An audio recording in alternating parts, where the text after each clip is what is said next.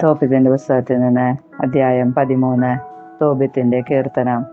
തോബിത്ത് ആഹ്ലാദം തുളുമ്പുന്ന ഈ പ്രാർത്ഥന രചിച്ചു. നിത്യനായ ദൈവം വാഴ്ത്തപ്പെട്ടവൻ, അവിടുത്തെ രാജ്യം അനുഗ്രഹീതം. അവിടുന്ന് ശിക്ഷിക്കുകയും കരുണ കാണിക്കുകയും ചെയ്യുന്നു. പാതാളത്തിലേക്ക് താഴ്ത്തുകയും അവിടെ നിന്ന് വീണ്ടും ഉയർത്തുകയും ചെയ്യുന്നു. അവിടുത്തെ കരങ്ങളിൽ നിന്ന് ആരും രക്ഷപ്പെടുകയില്ല. ഇസ്രായേൽ മക്കളെ, ജനതകളുടെ മുൻപിൽ അവിടുത്തെ ഏറ്റുപറയുവിൻ. അവിടുന്നാണ് നമ്മെ അവരുടെ ഇടയിൽ ചിതറിച്ചത്. അവരുടെ ഇടയിൽ അവിടുത്തെ മഹത്വം വിളംബരം ചെയ്യുവിൻ. സകല ജീവികളുടെയും മുൻപിൽ അവിടുത്തെ പ്രകീർത്തിക്കുവിൻ. അവിടുന്നാണ് നമ്മുടെ ദൈവമായ കർത്താവ്. എന്നേക്കും നമ്മുടെ പിതാവും അവിടുന്ന് തന്നെ. നമ്മുടെ തിന്മകൾക്ക് അവിടുന്ന് നമ്മെ ശിക്ഷിക്കും, എന്നാൽ അവിടുന്ന് വീണ്ടും കരുണ ചൊരിയും. കർത്താവ് നിങ്ങളെ ജനതകളുടെ ഇടയിൽ ചിതറിച്ചു. അവിടുന്ന് നിങ്ങളെ ഒരുമിച്ച് കൂട്ടും.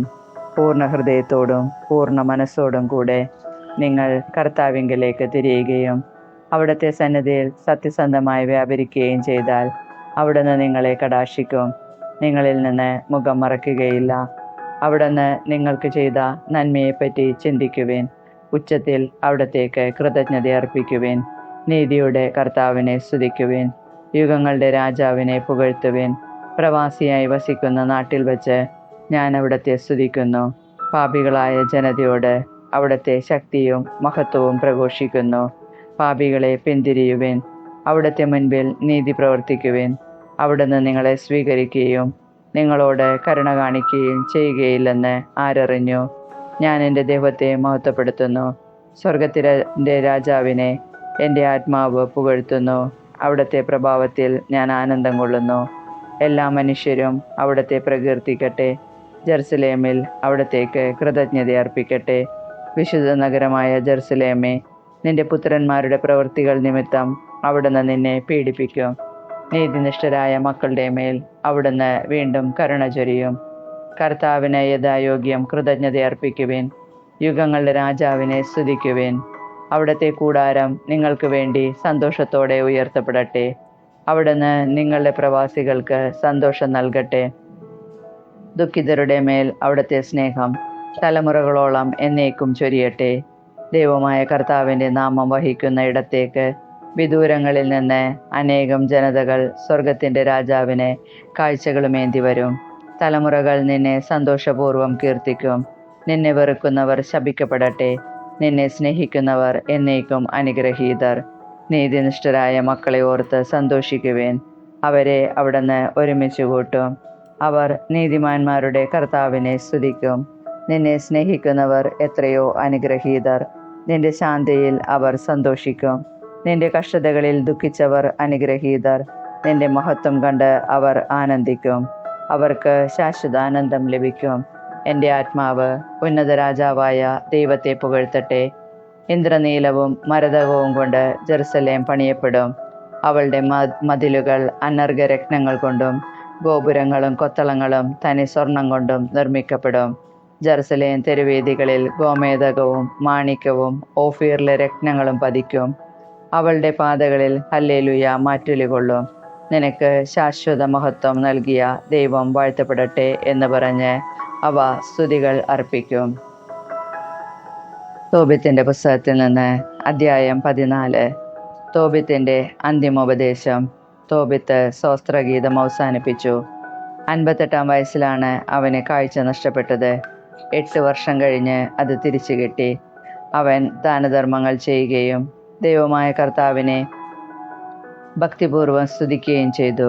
വൃദ്ധനായപ്പോൾ പുത്രനെയും പൗത്രന്മാരെയും വിളിച്ചിട്ട് പുത്രനോട് പറഞ്ഞു, മകനെ, എനിക്ക് വയസ്സായി. ജീവിതത്തോട് വിടവാങ്ങാൻ കാലമെടുത്തു. നീ മക്കളെയും കൂട്ടി മേദിയയിലേക്ക് പുറപ്പെടുക. നിനവെ നശിപ്പിക്കപ്പെടുമെന്ന് യോന പ്രവാചകൻ പറഞ്ഞത് ഞാൻ പൂർണ്ണമായി വിശ്വസിക്കുന്നു. എന്നാൽ മേദിയയിൽ കുറെ കാലം സമാധാനം നിലനിൽക്കും. നമ്മുടെ സഹോദരന്മാർ തങ്ങളുടെ നല്ല ദേശത്ത് നിന്ന് ഭൂമിയിൽ ചിതറിക്കപ്പെടും. ജെറുസലേം വിജനമാകും. ദേവാലയം അഗ്നിക്കിരയായി കുറെ കാലത്തേക്ക് നാശകൂമ്പാരമായി കിടക്കും. എന്നാൽ ദൈവം വീണ്ടും കരുണ തോന്നി അവരെ തങ്ങളുടെ ദേശത്തേക്ക് തിരികെ കൊണ്ടുവരും.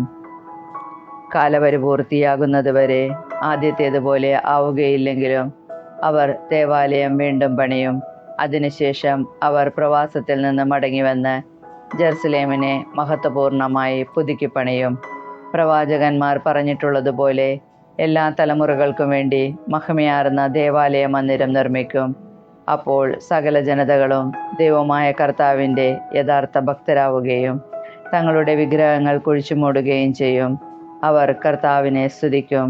അവിടുത്തെ ജനം ദൈവത്തിന് കൃതജ്ഞതയർപ്പിക്കും. കർത്താവ് തൻ്റെ ജനത്തെ മഹത്വമണിയിക്കും. സത്യത്തിലും നീതിയിലും ദൈവമായ കർത്താവിനെ സ്നേഹിക്കുന്ന സകലരും നമ്മുടെ സഹോദരരോട് കരുണ കാണിച്ചുകൊണ്ട് സന്തോഷിക്കും. മകനെ, നിനവെ വിട്ടുപോവുക.